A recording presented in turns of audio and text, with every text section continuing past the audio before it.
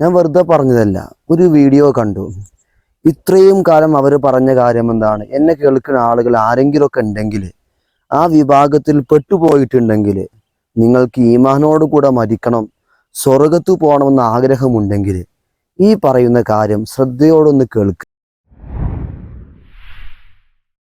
നമുക്ക് മറ്റുള്ള കാര്യങ്ങളൊക്കെ ഒഴിവാക്കുക. എൻ്റെ പാർട്ടി, നിങ്ങളെ പാർട്ടി, ഞങ്ങളെ പാർട്ടി, നിങ്ങൾ ഇതൊക്കെ മാറ്റിവെച്ച് നമുക്ക് വേണ്ടി നമ്മൾ നാളെ സ്വർഗത്തിൽ പോകണം. മരണപ്പെട്ടാൽ നമ്മൾ മാത്രം നമ്മളെ ഖബറിലേക്ക് ഉണ്ടാവുള്ളൂ, നമ്മുടെ കൂടെ വേറെ ആരും ഉണ്ടാവില്ല.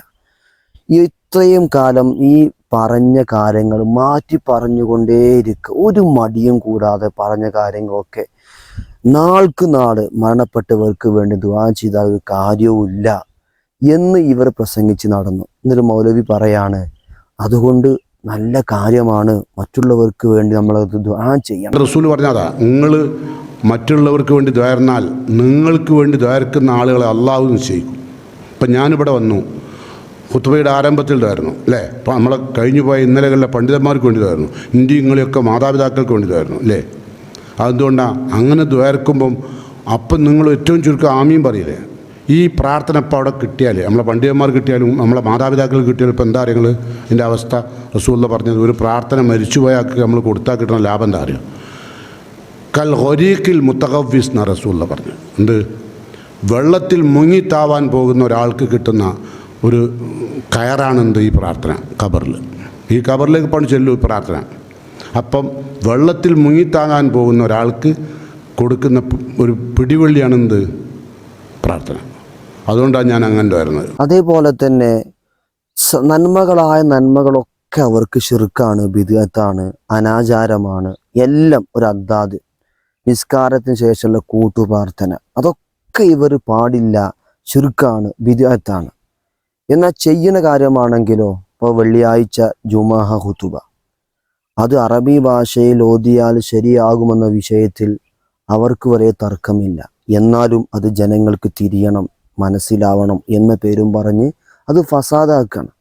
ഇപ്പോൾ അവർ തന്നെ പറയാണ് വെള്ളിയാഴ്ച അറബിയിൽ ഓതിയാൽ അതാണ് നല്ലത് എന്ന് പറയുന്നു. കേട്ടു നോക്കൂ നിങ്ങൾ. ഷാഫിഈ മദ്ഹബിലെ പണ്ഡിതന്മാർ പറഞ്ഞു. ഞാൻ ഒരു പോയിന്റ് ഞാൻ പറഞ്ഞുതരാം. ഈ തവാബി എന്ന് പറഞ്ഞ സംഗതി ഉണ്ടല്ലോ, അഥവാ റുക്കിനിന്റെ പുറമേയുള്ള പുറത്തുള്ള സംഗതി, ഈ പുറത്തുള്ള സംഗതിയും അറബിയിലാക്കലാണ് വളരെ നല്ലത്. കാരണം നബി സല്ലല്ലാഹു അലൈഹി വസല്ലമയും സഹാബത്തൊക്കെ അതും അറബി തന്നെ പറഞ്ഞത്, അത് അറബിയിലാക്കലാണെന്ന്. കാരണം എന്താ? മുസ്ലിങ്ങളുടെ ഒരു വൈകാരിക ഭാഷയാണ് അറബി. ആ അറബിയിൽ തന്നെ നമ്മളെ ഖുതുബ മുഴുവനാക്കാൻ അതാണ് മുസ്ലിങ്ങൾ ശ്രമിക്കേണ്ടതും താല്പര്യപ്പെടേണ്ടതും എന്ന് പണ്ഡിതന്മാർ പറഞ്ഞിട്ടുണ്ട്. കേട്ടല്ലോ സഹോദരങ്ങളെ. ഇനി എന്നെ കേൾക്കാൻ നിങ്ങൾ ഓരോരുത്തരും ആലോചിക്കുക, ഇവരെ പിന്നാൽ നമ്മൾ എങ്ങനെ പോകും? ഇവർ പറയുന്ന കാര്യങ്ങളൊക്കെ അത് ശരിയാണ് എന്ന് വിചാരിച്ചുകൊണ്ട് ഇവരെ പിന്നാലെ നമ്മൾ പോകുകയാണെങ്കിൽ ആക്കിബത്ത് നഷ്ടപ്പെട്ടു പോകും.